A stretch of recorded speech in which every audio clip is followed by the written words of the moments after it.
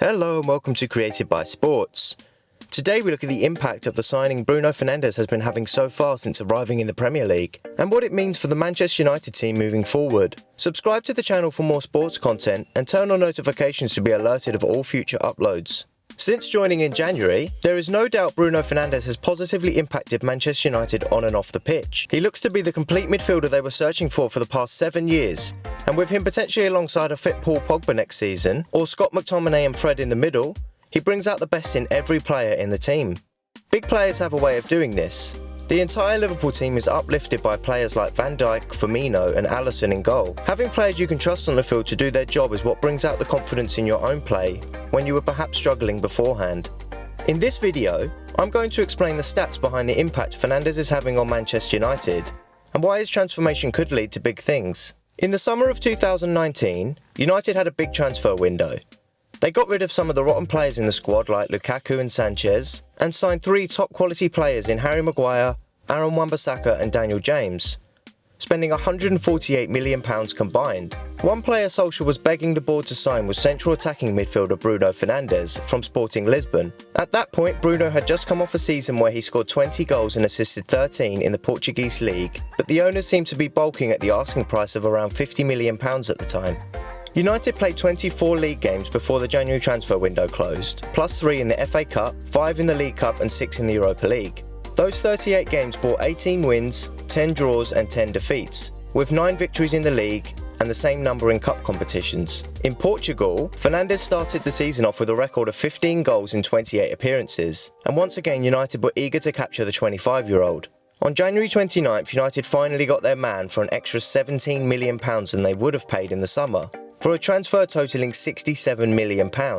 An instant impact is what was needed to push a top 4 finish, fill the void of injured Paul Pogba, and start feeding the strikers who were thirsty for through balls. So what has happened since Fernandes arrived? To say he has turned the tide would be an understatement. He has brought out the confidence in almost every other player on the field, with the exception of maybe David De Gea, who is still making mistakes. But it eases the minds of the other players to know they have this kind of talent on the pitch who can single-handedly change the game. His eye to find pockets of space is reminiscent of Kevin De Bruyne of Manchester City, and he has an engine to go full pace for 90 minutes every game. Let's look at some of the key games United have played since his arrival. The first game in was a 0-0 draw against Wolves, United's bogey team for the past 2 seasons. United had the share of possession and more shots on target. Next was a 2-0 away win against Chelsea, where Fernandes not only looked composed in the middle, but also provided a neat assist for Harry Maguire from a corner to see all 3 points go to United. In the game against Watford, where United won comfortably 3-0, Solskjaer's side had 14 shots. Fernandes slotted home from the penalty spot, where he scored his first goal and provided another assist, setting up Mason Greenwood for the 3rd goal of the game. In a 5-0 Europa League win against Club Brugge, Bruno converted a game from a penalty, before scoring a long-range shot against Everton and a 1-1 draw at Goodison Park. In the Manchester derby, Fernandes' smart free-kick pass to Martial provided an assist for the opening goal, in a game United came out 2-0 winners just before the 3-month shutdown of football.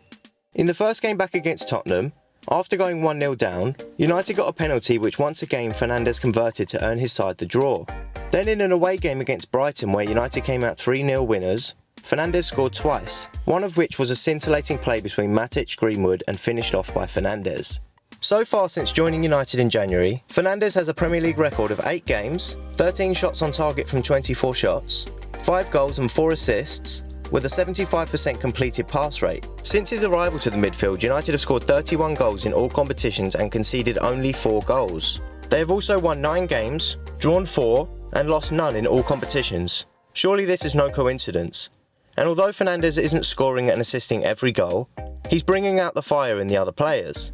Even Paul Pogba has looked great since returning to the team post-lockdown. Perhaps now he knows he is no longer the top midfielder in the team. I always think the reason Pogba does so well for the French national team is because he's playing alongside N'Golo Kante in the middle, who is a composed, calm and assured player who knows his role and how to do his job.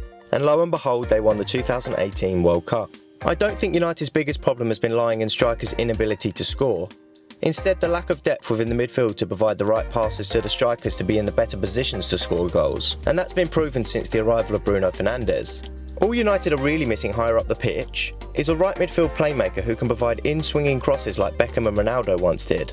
And perhaps the best option would be to buy somebody like Jadon Sancho, if they can convince him to join and if they have the funds to buy him, of course. I think Bruno fitting so well into the central midfield position really shows what a player like Jesse Lingard has been missing with his recent drop in form. I think United did the right thing by selling a lot of players from the Mourinho era, and I think Lingard could be on his way out of Old Trafford. I believe McTominay, Fred and Pogba provide more in the same position and are higher up in the pecking order. So Fernandes' arrival has sparked United's season to life, although a little too late. They could of course still win the FA Cup or Europa League and take 4th position away from Chelsea or Leicester, but the real test will be whether they can show these same results next season and challenge Liverpool and Manchester City for the Premier League title.